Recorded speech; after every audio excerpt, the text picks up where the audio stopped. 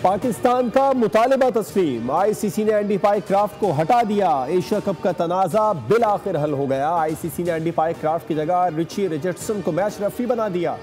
पाकिस्तान कल यूएई से अपना मैच खेलेगा। चेयरमैन पीसीबी मोहसिन नकवी की जेर सदारत पीसीबी के आला हुकाम के इजलास में एशिया कप खेलने या न खेलने के हवाले से मुशावरत की गई। पीसीबी ने मैच रेफरी को हटाए जाने तक एशिया कप के मैचेस न खेलने का फैसला किया था।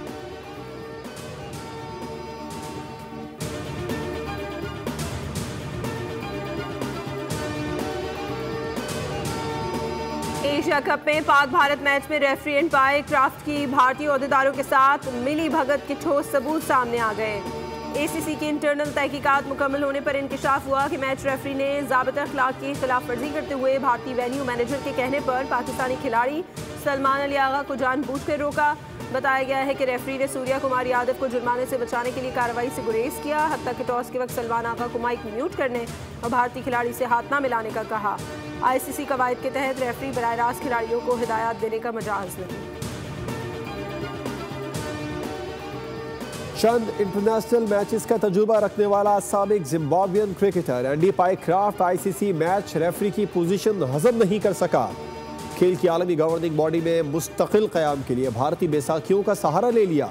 एशिया कप में इंडियन सहूलतकारी के जरिए दुनियाई खेल में अपनी जिल्लत और रुसवाई का सामान कर लिया। नामालूम वजूहात की बिना पर पाकिस्तान क्रिकेट से ज़ाती पड़खाश रखने वाला एंडी पाइक्राफ्ट माजी में कई मौके पर पाकिस्तान क्रिकेट को नुकसान पहुंचा चुका है। 6 जहाज गिर गए, जंग हार गए, अब कहते हैं क्रिकेट में हाथ नहीं मिलाएंगे। जिनकी कोई इज्जत नहीं होती वो ऐसा करते हैं। हाथ ना मिलाने का मकसद शर्मिंदगी और खिफत मिटाने का तरीका है। वफाकी वज़ीर इत्तलात अता तारड़ ने कहा है कि भारत का गैर जिम्मेदाराना रवैया अब खेलों के मैदान तक पहुँच चुका है। जो कौमें अखलाकी दिवालियापन का शिकार होती हैं वो स्पोर्ट्स में सियासत को ले आती हैं। पाकिस्तान ने खित्ते में पायदार अमन के लिए हमेशा अपना मौसर किरदार अदा किया। हाथ नहीं मिलाया तो ऑपरेशन सिंदूर जीत गए। भारतीय पंजाब के वजीर आला भगवान सिंह मान का मोदी से $1 मिलियन सवाल। बोले समझ नहीं आ रही बीजेपी की पॉलिसी पाकिस्तान के खिलाफ है या लोगों के खिलाफ। जो कल मैच हुआ उसका प्रोड्यूसर अमित शाह का बेटा है। इनको नुकसान नहीं होना चाहिए। फिल्म तो पहले की शूटिंग थी जो रिलीज नहीं होने दी गई, मगर कल वाला मैच तो लाइव था। इनके साथ खेले तो है, कैच तो पकड़े हैं, छक्के उन्होंने भी मारे, आपने भी मारे। या तो ऐसे हुआ हो कि आपने कहा हो कि हम इस गेंद को हाथ नहीं लगाते, इसको पाकिस्तान का बल्ला लगा हुआ है। गद्दारी का कहकर फिल्म रिलीज नहीं होने देते, पर मैच हो जाता है। उम्मत मुस्लिमा का इत्तेहाद वक्त की ज़रूरत है। वज़ीर आज़म का अमीर कतर से मुलाकात में इज़हार यकजहती। कहा दोनों मुल्कों के बरादराना ताल्लुकात तारीखी, देरीना और पायदार हैं जो मुस्तक़बिल में मज़ीद मजबूत होंगे। वज़ीर आज़म और अमीर कतर के दरमियान मुलाकात में नायब वज़ीर आज़म इसहाक डार और फील्ड मार्शल आसिम मुनीर भी शरीक थे। वज़ीर आज़म ने दोहा के रिहायशी इलाके पर इसराइली हमले की सख्त मजम्मत की। वज़ीर आज़म ने कहा हमला कतर की खुद मुख्तारी और आलमी कवानीन की खिलाफ वर्जी है। इसराइल की इश्तिआल अंगेज़ी के तनाजुर में मुस्लिम उम्मा का इत्तेहाद नागुज़ीर है। वज़ीर आज़म की दोहा में ईरान के सदर मसूद पेज़ेश्कियान से भी मुलाकात हुई। दोनों रहनुमाओं ने कतर के साथ यकजहती और हिमायत का इज़हार किया। इसराइली जारियत के मुकाबले में उम्मत मुस्लिमा के इत्तेहाद पर जोर दिया गया। इस्लामाबाद हाई कोर्ट के जस्टिस तारिक महमूद को बतौर जज काम करने से रोक दिया गया। इस्लामाबाद हाई कोर्ट के 2 रुकनी बेंच ने जस्टिस तारिक जहांगीरी को काम से रोकने का हुक्म दिया। अदालत ने अटॉर्नी जनरल पाकिस्तान को मुआवनत के लिए नोटिस जारी कर दिया। अटॉर्नी जनरल से केस के काबिल समाअत होने से मुतालिक मुआवनत तलब की गई है।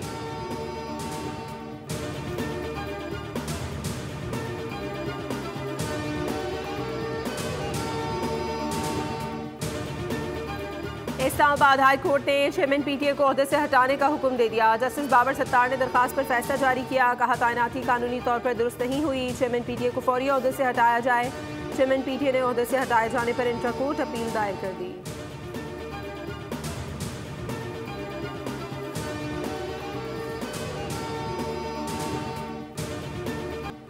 टिकटॉक पर मुआहिदा तय पा गया। बरतानवी बादशाह चार्ल्स होम मेरे बहुत अच्छे दोस्त हैं। दौरा बरतानिया दोनों ममालिक को मज़ीद करीब लाएगा। अमरीकी सदर डोनाल्ड ट्रंप की रवानगी से कबल मीडिया से गुफ्तगू। कहा मैंने दुनिया की 7 खतरनाक जंगें रुकवाई, जिनमें से 4 जंगें टैरिफ की मदद से रुकवाई। गजा सिटी में जारी इसराइली मिलिट्री ऑपरेशन के बारे में ज़्यादा नहीं जानता, इसे देखना होगा।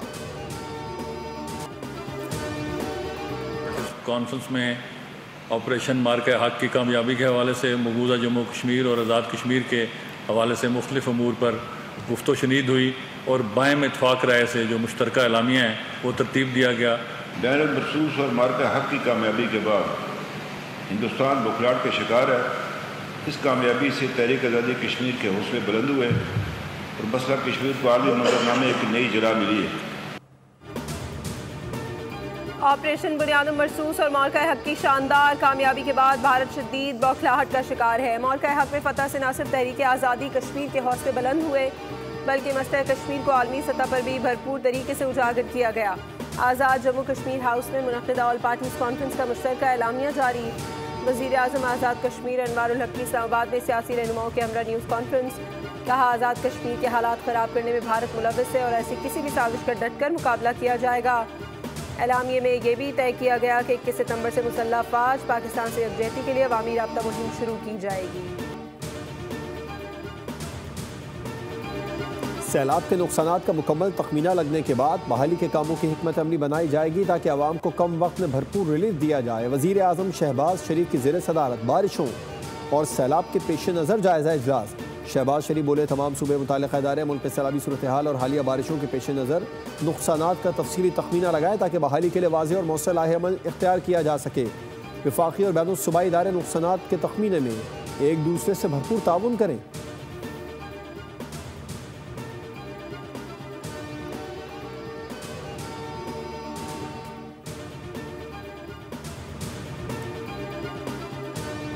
जनूबी पंजाब और सिंध में सैलाब की तबाहकारियां जारी। रेला जलालपुर पीरवाला के करीब मोटरवे का हिस्सा बहा ले गया। मुल्तान, मुजफ्फरगढ़, राजनपुर, लोधरा, बहावलपुर, रहीमिया खान, अलीपुर, सीतपुर, लियाकतपुर, उच्च शरीफ और अहमदपुर शर्किया में शदीद सैलाबी सूरत हाल बरकरार है।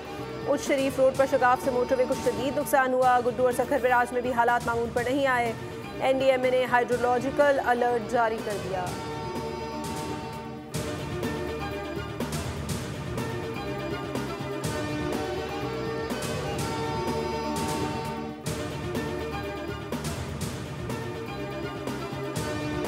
इन तमाम 3 तहसीलों में हमारे क्रॉनिक किस्म का फ्लड सिचुएशन चल रही है। मुजफ्फरगढ़, अलीपुर, जतोई। इस टाइम इन तमाम रिलीफ की एक्टिविटीज़ में हम 256 से ज़्यादा मुख्तलिफ किस्म की मशीनरी प्रोवाइड कर चुके हैं। 1200 से ज़्यादा हमारी HR अवेलेबल है, जो कि कैंप इंस्टॉलेशन, उनकी सारी साफ़ सफाई, लोगों की मदद करना। 24 घंटे हम यहाँ पे ऑन ड्यूटी मौजूद हैं। ये मेरे साथ डिस्ट्रिक्ट मैनेजर इमरान साहब हैं, ये बिल्कुल हर टाइम ऑन फीट हैं और हम तकरीबन इस टाइम 1 से 1.5 लाख लोगों से ज़्यादा का इनखला करा चुके हैं।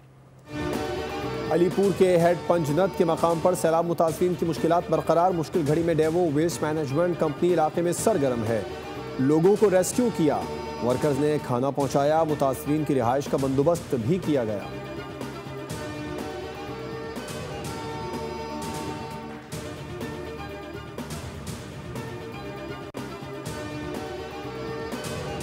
कराची में वक्फे से हल्की बारिश का सिलसिला जारी। मौसम खुशगवार हो गया। महकमा मौसमियात ने 19 सितंबर तक मुल्क के बालाई इलाकों में वक्फे से बारिश की पेशगोई कर दी।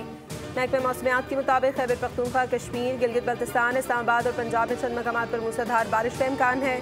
बलूचिस्तान के बेशतर इलाकों में भी मतला जुज़वी अबरालूद रहेगा।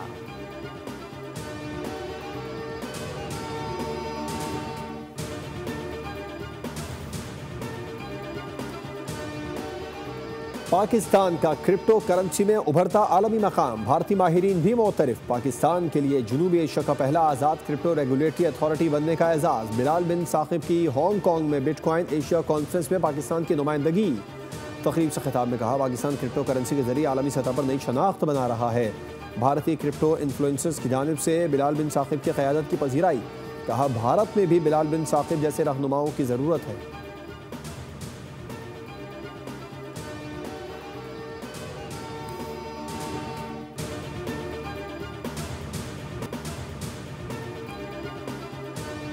तुर्बत में सिक्योरिटी कंपनी की 2 गाड़ियों से मजमूई तौर पर 22 करोड़ रुपए लूट लिए गए। ये दोनों कैश वैन तुर्बत से कराची जा रही थी।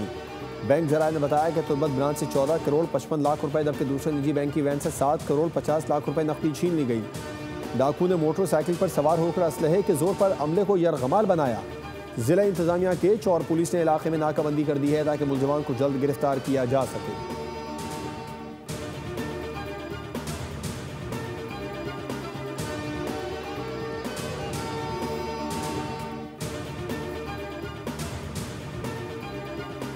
मुताबिक इसराइली फौज गजा के मरकज में पहुंच गई। शहर खाली कराना शुरू कर दिया। तैयारों से बमबारी भी जारी है। 78 फलस्तीनियों को बेरहमी से शहीद कर दिया गया।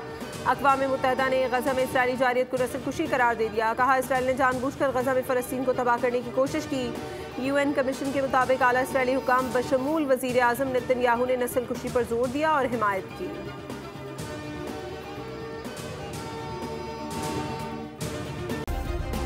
सब्सक्राइब करें और बेल दबाएं ताकि कोई खबर रह न जाए।